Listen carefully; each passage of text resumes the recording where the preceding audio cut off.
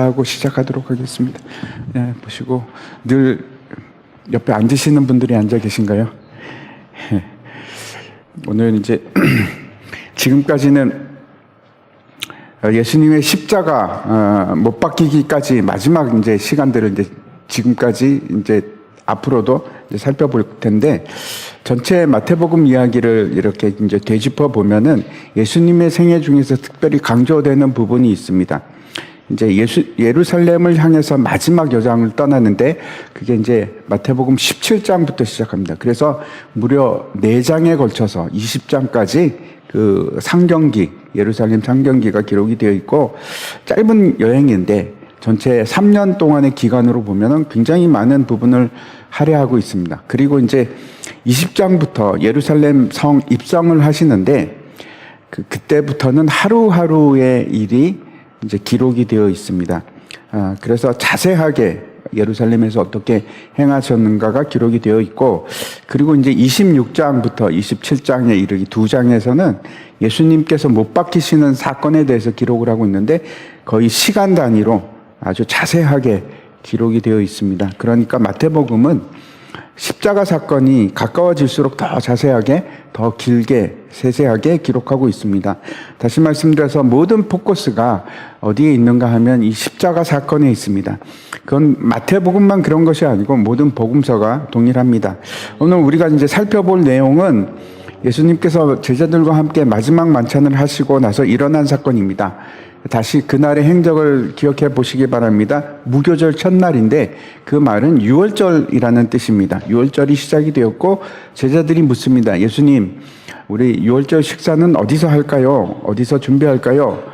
그리고 이제 방을 구하는데 그 방이 바로 이제 마가의 다락방이었습니다. 다 같이 식사를 위해서 모였는데 예수님께서 너희 중에 한 사람이 나를 팔리라 하는 말씀을 하십니다. 유다의 배신에 대해서 미리 이제 경고한 말씀인데, 유다는 결국 식사 도중에 나갑니다. 예수님을 밀고 하기 위해서 자리를 뜨고, 그 남은 11명과 제자들과 함께 예수님께서 만찬, 우리가 성만찬이라고 하죠. 그 성찬을 합니다. 그때 처음으로 제정이 됩니다. 떡과 포도주를 마시는 일을 하시는데, 그리고 이제 식사를 다 마쳤을 때 찬양을 합니다. 찬미를 하고 감람산을 향해서 가십니다. 거기서 이제 결국 예수님께서 기도를 마치신 후에 체포가 되십니다. 오늘 본문은 그 감람산을 향해서 가는 그 도중에 생긴 얘기입니다. 예수님께서 제자들에게 하신 말씀인데, 마태복음 26장 31절부터 35절까지 말씀입니다. 한 절씩 교독하겠습니다.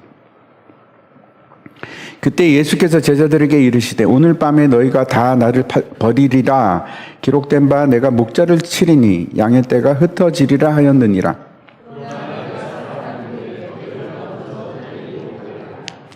베드로가 대답하여 이르되, 모두 주를 버릴지라도 나는 결코 버리지 않겠나이다.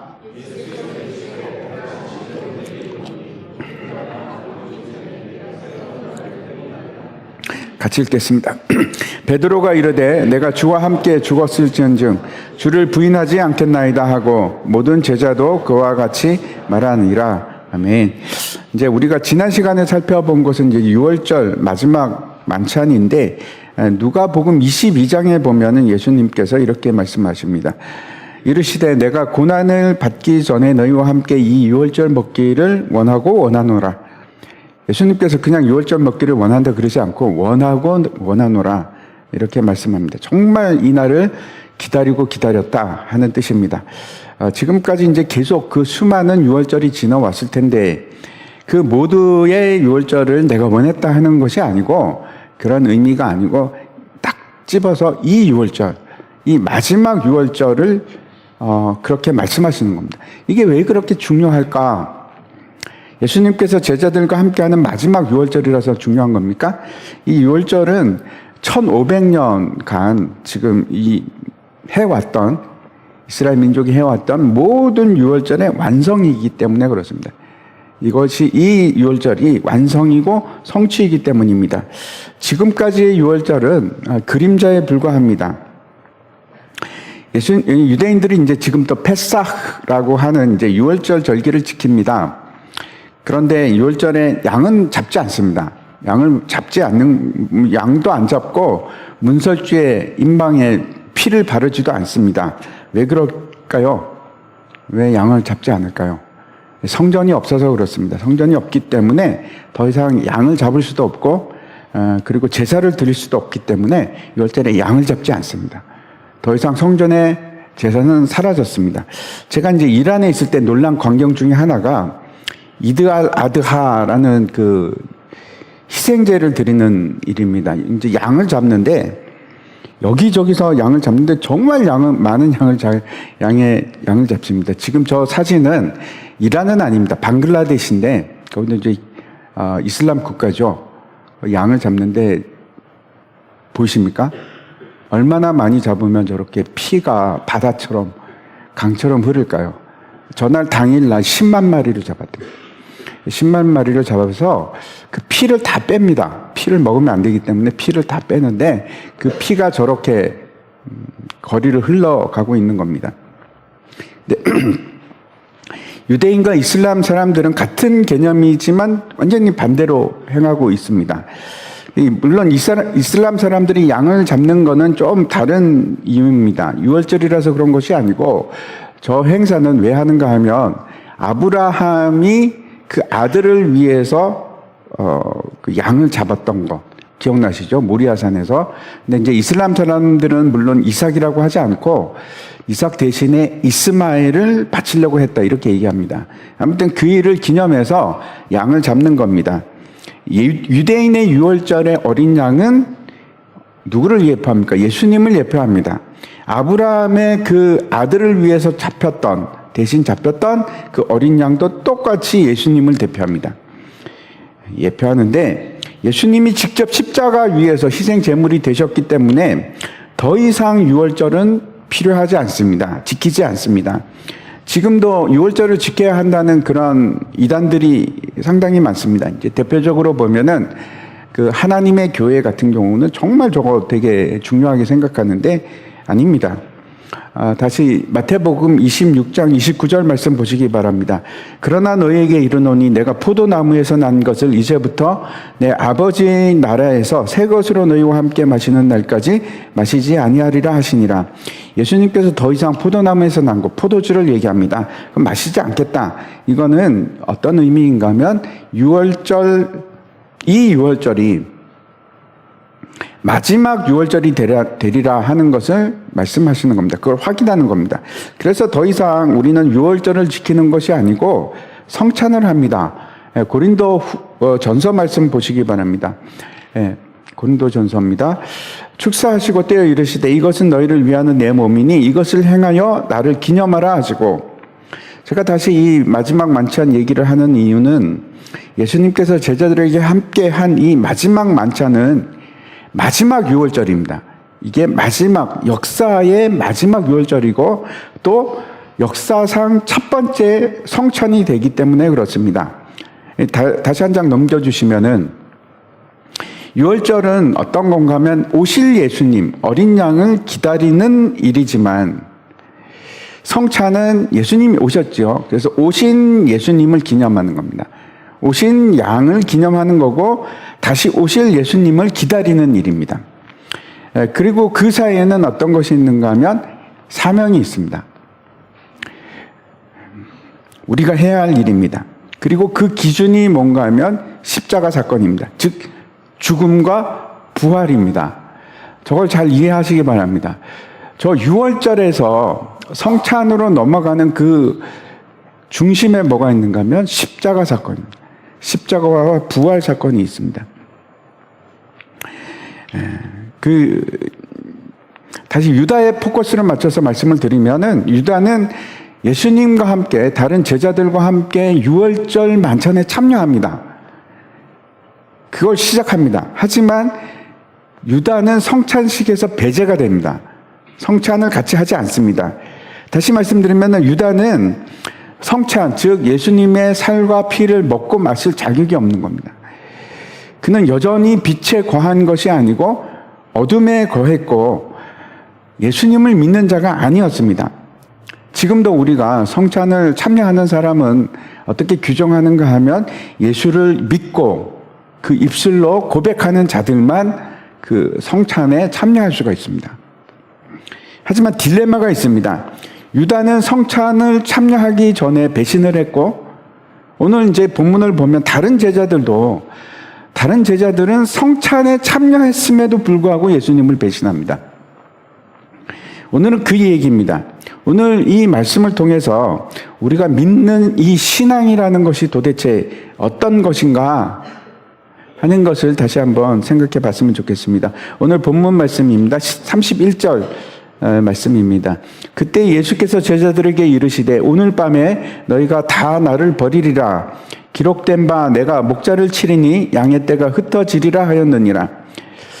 아마도 이제 지금 예수님과 11명이죠. 유다를 제외한 11명의 제자들이 감람산을 향해서 이제 가고 있는 중인 것 같습니다. 그때 예수님께서 두 가지를 말씀하십니다. 그 첫 번째가 너무나 충격적입니다. 오늘 밤, 바로 이 밤이죠. 지금 밤이 지나기까지 몇 시간이 남지 않았습니다. 이미 저녁은 지났고 시간은 한밤중을 향하고 있는데 먼 날 얘기가 아닙니다. 오늘 지금 일어난 곧 있을 일인데 바로 오늘 밤 너희가 다 나를 버리리라. 도저히 있을 수 없는, 있어서도 안 되는 그 말씀을 하시는 겁니다. 이 버리다 하는 말은 실족하다 하는 말도 되고, 또 어떤 뜻인가 하면 믿음에서 떠나다, 배반하다, 그런 의미입니다. 그것도 이제 베드로가 그렇게 될 것이다, 아니면 너희 중에 몇 명이 그렇게 될 것이다 하는 것이 아니고, 여기 보십시오. 너희 모두가 다 배반할 것이다. 너희 모두가 다 배반할 것이다. 그러면서 이제 예수님께서 스가랴 말씀을 인용을 하시는데, 기록된 바 내가 목자를 치리니 양의 떼가 흩어지리라 하는 이 말씀을 하십니다. 이것이 어떤 내용인지 스가랴서를 한번 같이 찾아보도록 하겠습니다. 스가랴 13장입니다. 7절에 보면은 만군의 여호와가 말하노라. 칼아 깨어서 내 목자 내 짝된 자를 치라. 목자를 치면 양이 흩어지려니와 작은 자들 위에는 내가 내 손을 들이우리라. 여기 보면은 이제 세 가지 사실을 말씀하고 있는데, 먼저 하나님께서 칼에게 명령을 하십니다. 내 목자 내 짝된 자를 치라. 칼이라는 것이 어떤 뜻입니까? 이 권력입니다. 권력을 상징하는데 힘이 있는 자들, 당연히 여기서는 이 칼을 가지고 있는 로마 제국과 그리고 지도자층, 다시 말씀드려서 이스라엘을 쥐락펴락하고 있는 대제사장들과 사내들인 장로들을 의미합니다. 또 칼이 의미하는 바가 있는데, 칼은 죽음입니다. 권력이 칼을 휘둘러서 죽일 것이다. 누구를? 내 목자를. 그 의미죠. 그 죽임을 당하는 대상이 내 목자, 내 짝된 자, 이렇게 말씀을 합니다. 이게 예수 그리스도를 의미하는데, 하나님께서 참 놀랍게도 뭐라고 하는가 하면 내 짝이라고 합니다. 짝. 우리말로는 이제 짝이라고 이제 번역을 했는데, 이거는 어떤 뜻인가 하면 일시적인 관계가 아니고 영원한 관계, 끊을 수 없는 관계, 항상 동행하는 관계, 그걸 의미합니다. 당연히 누굴까요? 성자 예수님, 예수 그리스도를 의미합니다. 두 번째는 그렇게 목자가 칼에 맞게 되면 뭐라고 합니까? 양떼가 흩어질 것이다, 이 말씀을 하십니다. 이게 두 번째입니다. 양은 목자를 따르는 사람들을 얘기하는 거죠. 이게 상징입니다. 그렇죠? 진짜 양은 아니죠. 이 양은 그러면 누구를 뜻할까요? 오늘 본문에 보면 우리가 본문에서 보는 제자들입니다. 그렇죠? 제자들이 흩어질 것이다 하는 의미가 맞습니다. 하지만 이 양이라는 것이 예수님을 따르는 제자, 11제자만을 의미하는 걸까요? 여기서는 아니죠. 이거는 그의 백성들, 하나님의 백성 모두를 얘기합니다. 그 하나님의 백성이 흩어질 것이다 라고 합니다. 이 흩어진다 하는 것도 우리가 좀 생각해 봐야 되는데, 흩어진다 하는 것이 어떤 뜻일까요? 막 이게 흩어진다 하는 의미 맞습니다. 그 뿔뿔이 흩어질 것이다, 양들이 뿔뿔이 흩어질 것이다 하는 의미도 있지만, 또 다른 의미는 산산이 깨어진다 하는 뜻입니다. 다르게 제가 말씀을 드릴게요. 한 사람 한 사람이 산산이 깨어질 것이다. 마치 유리처럼 박살이 날 것이다 하는 의미가 될 수 있습니다. 이걸 두 번째 말씀하고 있고, 세 번째 또 중요합니다. 정말 중요한 말씀을 하시는데, 뿔뿔이 흩어지고 산산이 깨어진 그 양들을, 그래서 지극히 작아진 그들 위에 하나님께서 뭐라고 하십니까? 내 손을 들이우겠다. 이렇게 말씀을 하십니다. 그게 어떤 뜻일까요? 그들을 보호하고 그들을 치유하고 그들을 회복시키시겠다 하는 말씀입니다. 약속입니다. 근데 제 눈에 이제 번쩍하고 들어온 단어는 어떤 건가 하면 작은 자들입니다. 작은 자들. 이 작다는 단어는 차르라는 단어를 사용하고 있는데 어떤 뜻인가 하면 하찮은 자들, 변변찮은 자들, 비천한 자들, 아무것도 아닌 자들, 그런 의미입니다. 깨어지고 산산조각이 나서 아무것도 아닌 그 자들을, 아무것도 아닌 자가 되었을 때, 그때 하나님께서 그들의 다시 하나님이 되고 그들은 하나님의 백성이 되고 하나님께서 그들을 회복시키시겠다는 말씀입니다. 스가랴서는 이제 뒤에 가면 굉장히 오랫동안 양과 목자에 대해서 쭉 말씀을 하십니다. 11장부터 그 얘기가 나오는데, 지난 시간에도 제가 말씀을 드렸습니다. 은 30에 유다가 예수님을 팔 때, 그때도 스가랴 인용구가 나오는데, 기억나십니까? 양들이 정말 말을 안 듣습니다. 불복종의 대명사입니다. 정말 말을 안 듣는데, 다 양이 그렇다는 것이 아니고 거기 나오는 양들을 얘기합니다. 그래서 이제 하나님께서 목자를 보내십니다. 목자를 보내셔서 이 양들은 죽을 양들이다 라고 하십니다. 그리고 결국 그 불순종하는 양들이 죽고 망하게 내버려 두십니다. 그 얘기입니다. 하지만 그게 끝이 아니고 회복이 있는데, 그 얘기가 이 스가랴 13장, 여기 지금 우리가 본 저 7절부터 시작해서 9절 말씀 한번 보시기 바랍니다. 9절에 보니까 이렇게 되어 있습니다. 내가 그 3분의 1을 불 가운데 던져 은같이 연단하며 금같이 시험할 것이라. 그들이 내 이름을 부르리니 내가 들을 것이며 나는 말하기를 이는 내 백성이라 할 것이요 그들은 말하기를 여호와는 내 하나님이시라 하리라.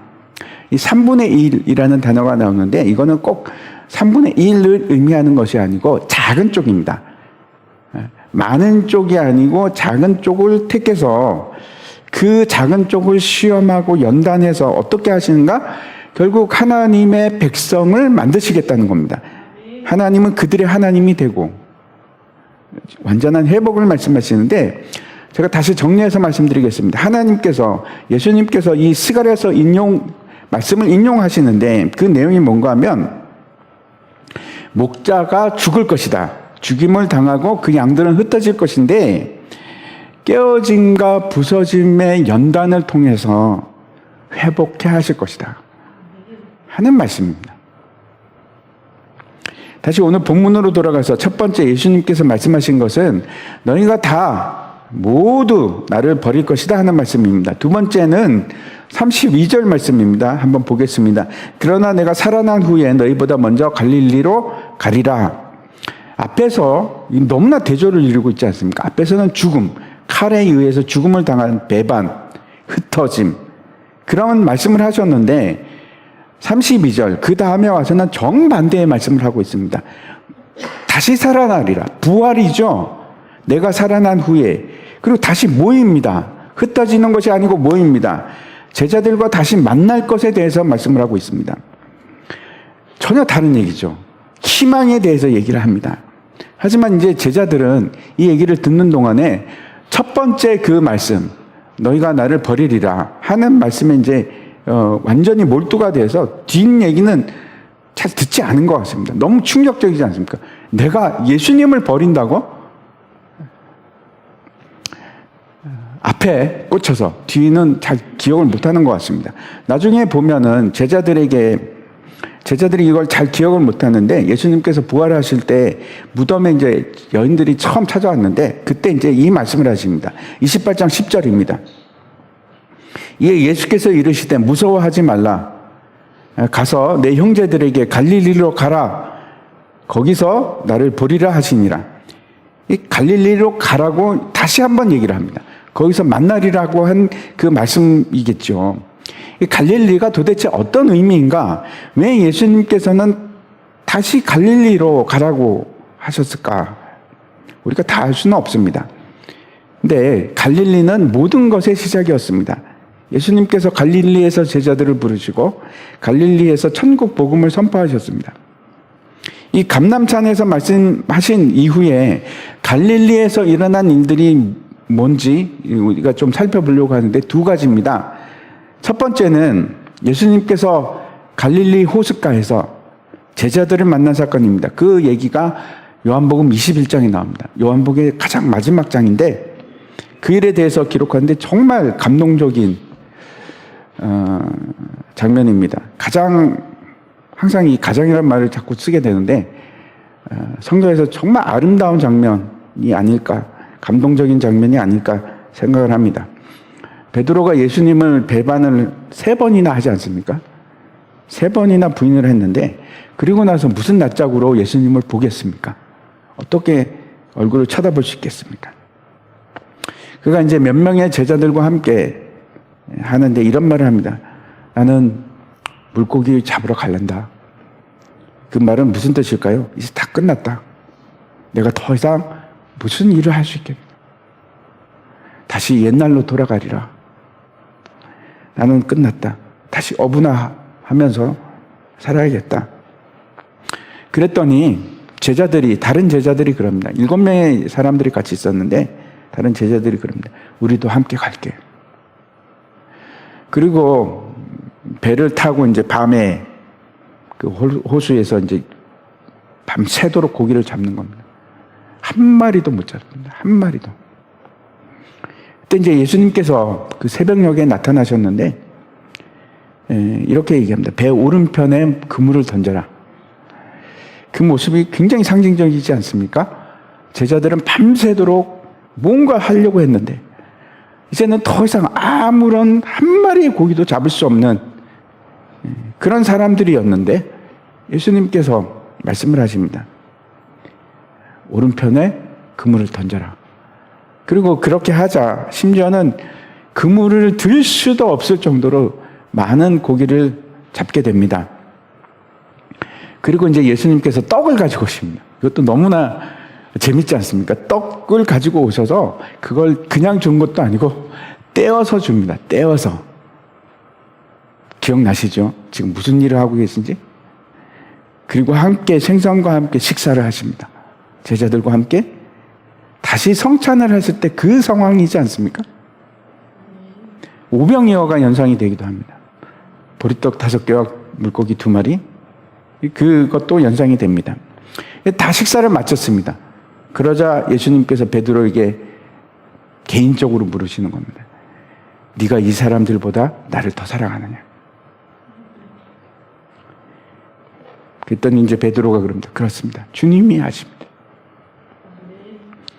예수님께서 내 양을 먹이라. 이 대화를 하시는데 이걸 3번 반복을 합니다. 똑같은 대화를 3번을 반복합니다. 저도 똑같은 상황을 겪은 적이 있습니다. 예수님께서 저에게 네가 나를 사랑하느냐 3번을 똑같이 합니다. 이거는 분명히 콜링입니다. 다시 부르시는 겁니다. 예수님께서 배반하고 도망갔던 그 베드로를 다시 부르시는 장면입니다. 이 일이 어디서 일어났는가 하면 갈릴리에서 일어납니다. 그 일을 위해서 갈릴리에서 보자고 말씀하신 것이 아닐까 생각합니다. 두 번째 갈릴리에서 또 일어났던 일이 있습니다. 마태복음 제일 뒤에 기록이 되어 있는데 28장입니다. 우리 잘 아는 구절인데 같이 한번 읽겠습니다. 시작. 11 제자가 갈릴리에 가서 예수께서 지시하신 산에 이르러 예수를 배웠고 경배하나 아직도 의심하는 사람들이 있더라. 예수께서 나와 말씀하여 이르시되 하늘과 땅의 모든 권세를 내게 주셨으니 계속해서 그 다음도 읽겠습니다. 그러므로 너희는 가서 모든 민족을 제자로 삼아 아버지와 아들과 성령의 이름으로 세례를 베풀고 내가 너희에게 분부한 모든 것을 가르쳐 지키게 하라. 볼지어다 내가 세상 끝날까지 너희와 항상 함께 있으리라 하시니라. 이제 이 두 번째 사건은 우리가 지상 대명령 또는 Great Commission 또는 Great Commitment라고도 하고 이 말씀을 어디서 주셨습니까? 갈릴리에서 주셨습니다. 이 사명을 갈릴리에서 주셨습니다. 하나님께서 모든 권세를 예수님께 주셨고 그 권세로, 예수님의 권세로 우리가 나아가서 사명을 완수할 수 있도록 뭐라고 하시는가 하면 내가 끝날까지 너희와 함께 하겠다. 항상 함께 하겠다. 라고 하십니다. 다시 말씀드려서 성경에 나와 있는 갈릴리에서 일어난 두 가지, 오늘 이제 본문의 사건 이후로 두 가지 사건이 있는데 하나는 부르심입니다. 다시 부르심. 그리고 또 하나는 사명입니다. 예수님께서 제자들에게 두 가지를 말씀하셨는데 다시 본문으로 돌아서 하나는 너희가 나를 배반할 것이고 또 하나는 내가 다시 너희를 부를 텐데 너에게 사명을 줄 것이다 하는 말씀인 겁니다. 이 말씀을 이제 듣고 바로 이제 베드로가 항변을 합니다. 그 불같은 성격이 이제 나타나는 겁니다. 못 참습니다. 항상 그랬습니다. 언제나 베드로가 먼저였습니다. 33절 보시면은 베드로가 대답하여 이르되 모두 주를 버릴지라도 나는 결코 버리지 않겠나이다. 모두가 버린다고 해도 저는 아닙니다. 나는 결코 그럴 수 없습니다. 이렇게 얘기를 하는 겁니다. 결코 버리지 않는다는 것은 또 다른 의미로는 어떤 것인가? 나는 언제든지 어떤 상황에서든지 그럴 수 없습니다. 과거에도 그러지 않았고 지금도 그렇지 않고 앞으로도 똑같습니다. 미래도 단 한순간도 나는 당신을 버리지 않습니다. 이렇게 얘기한 겁니다. 아마 이 말은 베드로가 했지만 그 주변에 있던, 그 자리에 있던 모든 제자들이 똑같은 마음이었지 않겠습니까? 저도 그렇습니다. 아니, 무슨 말씀 하십니까? 예수님, 우리가 당신을 버린다고요? 절대 그렇지 않습니다. 여러분은 어떠십니까? 여러분은 똑같은 마음이십니까? 아유, 저는 예수님 안 버립니다. 그런 마음이 드십니까? 이에 대해서 예수님께서 뭐라고 하는지 34절을 보시겠습니다. 예수께서 이르시되 내가 진실로 내게 이르노니 오늘 밤 닭 울기 전에 네가 3번 나를 부인하리라. 제가 이제 이전에 놀라운 얘기를 들은 적이 있는데 유대인 랍비가 하는 얘기입니다. 유대인들은 닭을 부정하게 생각합니다. 닭을 부정하게 생각해서 그런 관습이 있어서 예루살렘 안에는 절대로 닭이 없다는 겁니다. 아니 이게 도대체 그러면 이 닭이 울기 전에 이 얘기는 도대체 무슨 뜻일까요? 만약에 없다면 닭이 있으면 울겠죠. 근데 없다면 도대체 이게 무슨 얘기일까요? 그 랍비 얘기로는 이거는 이제 새벽을 깨우는 파수꾼들을 말하는 거라고 합니다. 이 파수꾼들이 나팔을 부는데 그 나팔 부는 소리를 닭 우는 소리로 표현을 했다고도 합니다. 제가 뭐 그 말이 맞는지 아닌지는 제가 보증은 못하겠지만 그런 얘기를 들었습니다. 아무튼 그래서 이 닭이 울기 전이라는 말은 시간을 의미합니다. 어떤 때일까요? 새벽입니다. 새벽을 상징하는 겁니다. 3번 부인할 것이라는 것도 똑같습니다. 이 유대인에게 있어서 3번이라는 것은 항상 최상급을 뜻합니다. 나중에 예수님이 물으실 때도 3번을 물어보지 않았습니까? 네가 나를 사랑하느냐? 정말로 나를 사랑하느냐? 이것도 3번 얘기한 건 완전히 부인하리라. 너는 나를 완전히 부인하리라. 이런 말씀입니다. 그날 밤에 대제사장 집들 앞에서 그 베드로가 부인을 하는데 3번을 부인합니다. 마지막에는 어떻게 하는가 하면 저주까지 하면서 부인을 합니다. 예수님께서 베드로에게 네가 나를 3번 부인하리라 이렇게 말씀을 하셨는데 베드로가 뭐라고 할까요? 부인합니다. 그것도 거부합니다. 35절 마지막 절인데 이렇게 되어 있습니다. 베드로가 이르되 내가 주와 함께 죽을지언정 주를 부인하지 않겠나이다 하고 모든 제자도 그와 같이 말하니라. 다시 한번 베드로가 강하게 부정을 합니다. 내가 죽는 한이 있어도 어떻게 주님을 버립니까? 아니요, 절대 그렇지 않습니다. 주인은 부인하지 않겠습니다. 네, 주목했으면 하는 구절이 있습니다. 여기 잘 보십시오. 베드로만 그렇게 한 것이 아니고 누가 그렇게 했습니까? 모든 제자들이 똑같이 그렇게 했습니다. 이 글을 쓴 마태도 거기에 있던 모든 다른 제자도 그렇게 했고 아마 여러분도 그렇게 하셨을 겁니다.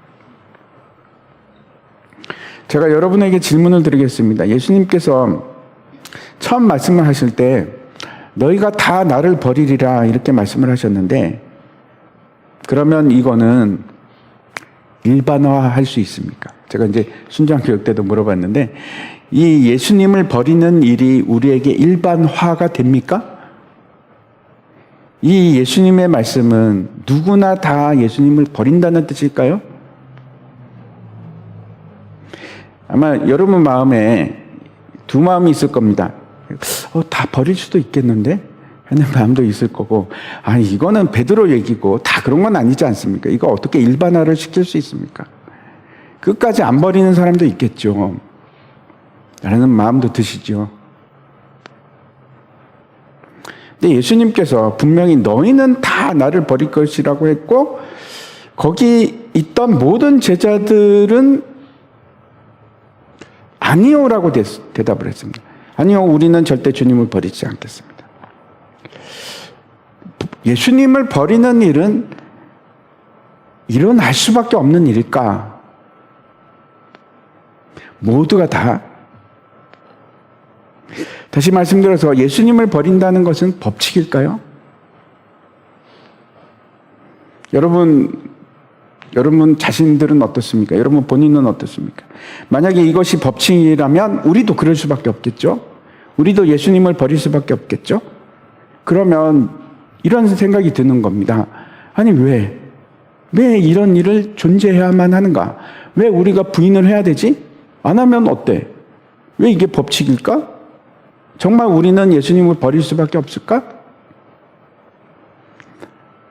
네, 이것이 예수를 믿는 유일한 방법이라서 그렇습니다. 많은 사람들이 예수 믿는 이 신앙에 대해서 오해를 합니다. 뭔가 내가 할 수 있다고 생각을 합니다. 내 의지로, 내 힘으로, 내 노력으로. 그래서 때로는 다른 사람들을 비난합니다. 아니, 그걸 못해? 아니, 권사가 돼서 기도를 안 한단 말이야? 아니, 장로가 돼서 새벽 기도를 안 해? 그런 말 할 수 있습니다. 그렇죠? 근데 그렇게 생각한다면 지금 뭔가 오해를 한 겁니다. 그렇다고 해서 기도 안 해도 된다, 그런 말 절대 아닌 거 여러분 아시죠? 오해하지 마시기 바랍니다. 기독교를 많은 사람들이 오해를 합니다. 대표적으로 두 가지 오해가 있는데, 하나는 나는 그래도 괜찮은 사람이야. 저 사람하고는 좀 달라. 나도 죄인이지. 나도 알아. 나도 죄인인 거 아는데 그래도 저 정도는 아니지. 라는 생각이 있습니다. 또 하나는 나는 나아질 수 있어. 그런 생각입니다. 내가 열심히 하면 뭔가 이룰 수 있겠지. 내가 노력해서 또 열심히 기도하고 내가 열심히 산다면 나아지겠지? 그 오해입니다. 기독교를 오해하는 겁니다. 세상 종교는 항상 그렇게 얘기하고 세상 사람들은 그게 맞다고 얘기합니다. 내가 정진하고 수도하면 열반에 이르고 득도할 수 있지. 그게 세상의 방법입니다. 그렇죠? 그게 맞다고 하고 그렇게 하려고 합니다. 세상 종교는 항상 그렇게 생각합니다. 치성을 드리면 하나님께서 감동하시겠지. 예배를 드리더라도 내가 정성으로 드려야겠지. 나는 변화할 수 있어. 내 삶은 내가 변화시킬 거야. 하는 착각입니다. 그걸 기독교라고 하지 않습니다. 기독교가 아닙니다. 기독교는 세상 종교가 말하는 그런 거, 세상 사람들이 말하는 것 전혀 다릅니다. 우리는 어떤 존재인가 하면 전적으로 완전히 부패한 존재입니다. 사람이 다 그렇습니다. 뼛속까지 부패해서 손을 쓸 수 있는 방법이 없습니다. 손을 쓸 수 있는 상태가 아닙니다. 우리는 나를 어떻게 고쳐볼까? 내가 어떤 심리 치료를 받으면 나아질까? 어떻게 개선하면 좀 좋아질까? 그건 기독교가 아닙니다. 성경이 말씀하는 것도 아닙니다. 우리는 아무런 선함도 없고 아무런 소망도 없는 사람들이고 거기서부터 시작하는 거예요. 우리의 신앙의 기초가 시작이 거기서부터입니다. 이걸 사람들이 잘 이해하고 있는 것처럼 보이는데 사실은 잘 이해를 못하는 겁니다. 또다시 내 자신에게 희망을 가지고 기대를 품고 의지하려고 하고, 아니요, 기독교는 그런 것이 아니고 우리는 아무런 희망도 없고 아무런 소망도 없는 존재.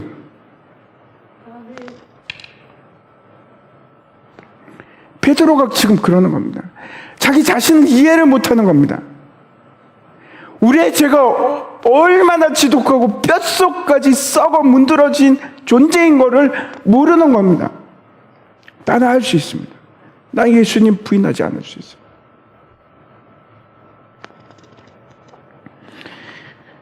나는 할 수 있을 것 같고, 나는 괜찮을 것 같고. 그거는 기독교가 아닙니다. 우리 신앙이 아닙니다. 그건 믿음이 아닙니다. 이게 깨어지지 않으면, 이게 산산조각 나지 않으면 우리는 희망이 없습니다.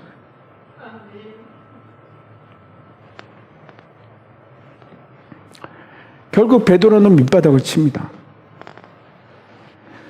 사람 같지도 않은 사람이 되는 겁니다.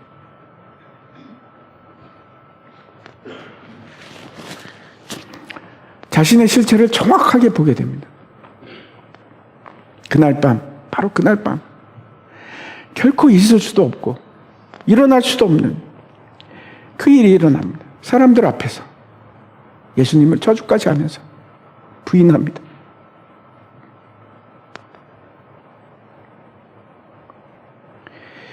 만약에 우리가 밑바닥을 확인하지 못하면 내가 어떤 존재인지 모르는 겁니다. 그걸 모르면 또 똑같은 상황으로 갑니다. 예수님을 의지하는 것이 아니고 돈을 의지하고 나를 의지하고 사람들을 의지하고, 그건 기독교 신앙이 아닙니다.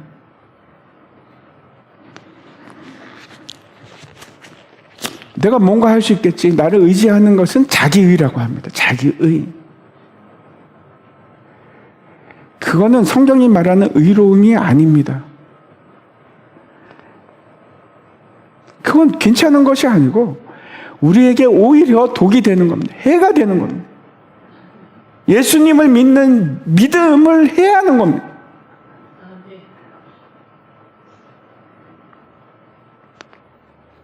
신앙이라는 것이, 믿음이라는 것은 나는 철저하게 죄인이고 나는 아무것도 할 수 없는 존재, 그걸 절실하게 깨닫는 것으로부터 시작하는 겁니다.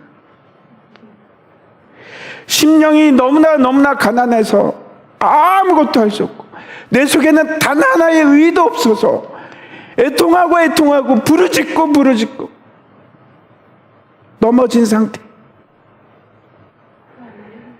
그게 우리 신앙의 시작입니다.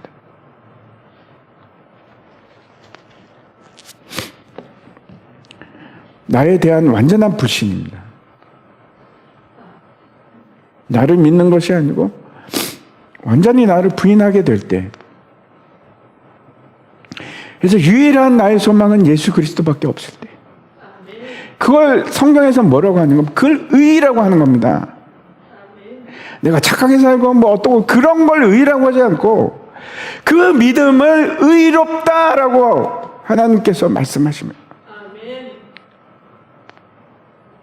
그게 진짜 믿음. 그래서 성도는 어떤 사람들인가 하면 철저하게 겸손한 사람입니다. 아무것도 할 수 없어서 낮아져서 어린아이처럼 보일 수밖에 없는 사람들, 어린아이와 같은 사람들, 그 사람들이 천국 백성입니다. 내 자신을 보면 한숨밖에 안 나오고 눈물밖에 안 나오는,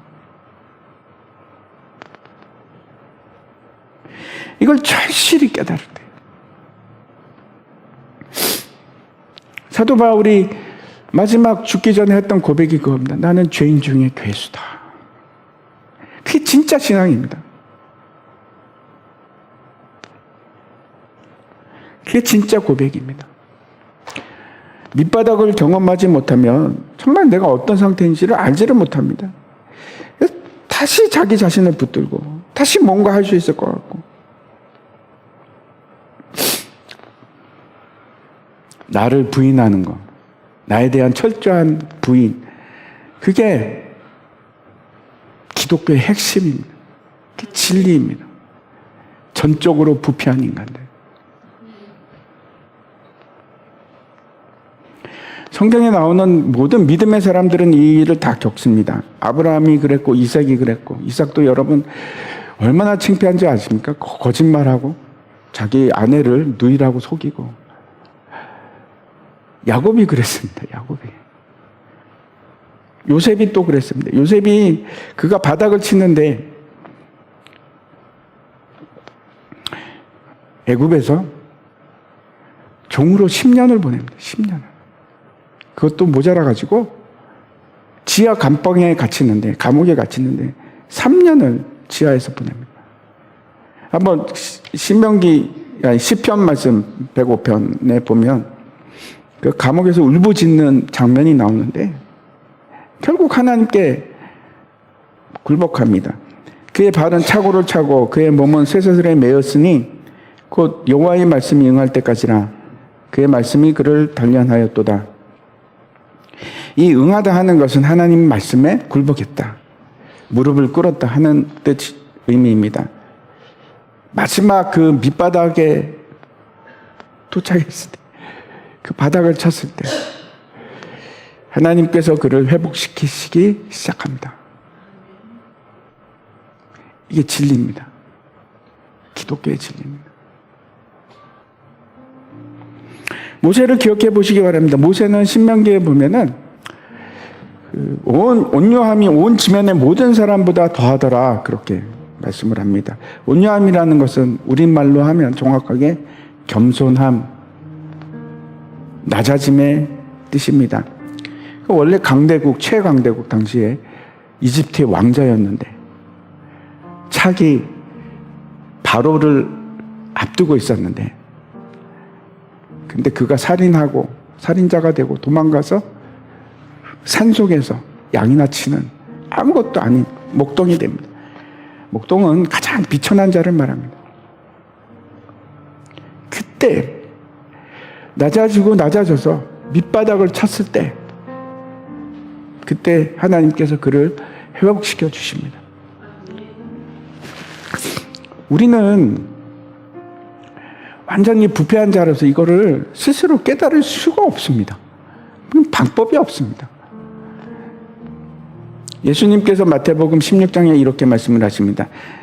24절입니다. 이에 예수께서 제자들에게 이르시되 누구든지 나를 따라오려거든 자기를 부인하고 자기 십자가를 지고 나를 따를 것이니라.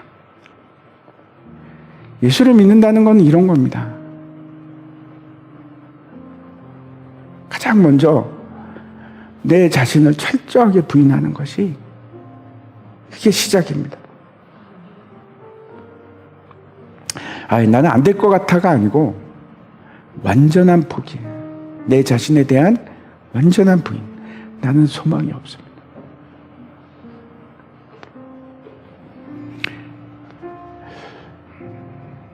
이거 안 되면 스스로 십자가 못 집니다. 십자가를 지는 것은 죽음의 형틀을 메고 걸어가는 겁니다. 예수 그리스도 때문에. 내가 살아있으면 그거 어떻게 합니까? 예수 그리스도가 지는 고난을 내가 함께, 그 고통을 함께 나누는 일인데, 내 뜻을 버리지 않고 내 의지를 버리지 않고 내 이익도 포기하지 않고 어떻게 예수 그리스도의 그 고난에 동참할 수 있습니까? 못합니다. 절대 안 됩니다.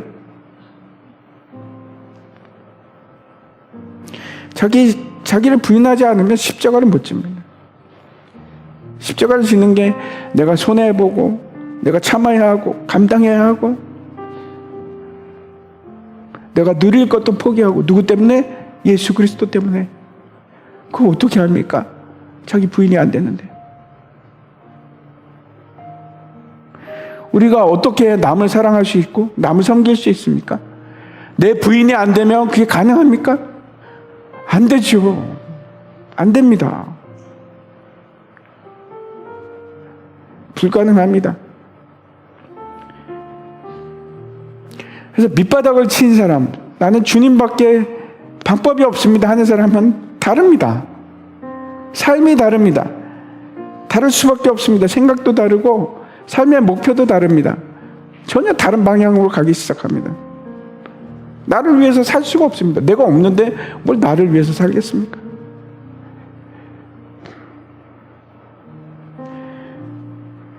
그래서 사도 바울이 이렇게 표현합니다. 갈라디아서 2장 20절인데 우리 함께 읽겠습니다. 시작. 내가 그리스도와 함께 십자가에 못 박혔나니 그런즉 이제는 내가 사는 것이 아니요 오직 내 안에 그리스도께서 사시는 것이라. 이제 내가 육체 가운데 사는 것은 나를 사랑하사 나를 위하여 자기 자신을 버리시 하나님의 아들을 믿는 믿음 안에서 사는 것이라. 아멘. 다 함께 일어나서 같이 찬양하겠습니다.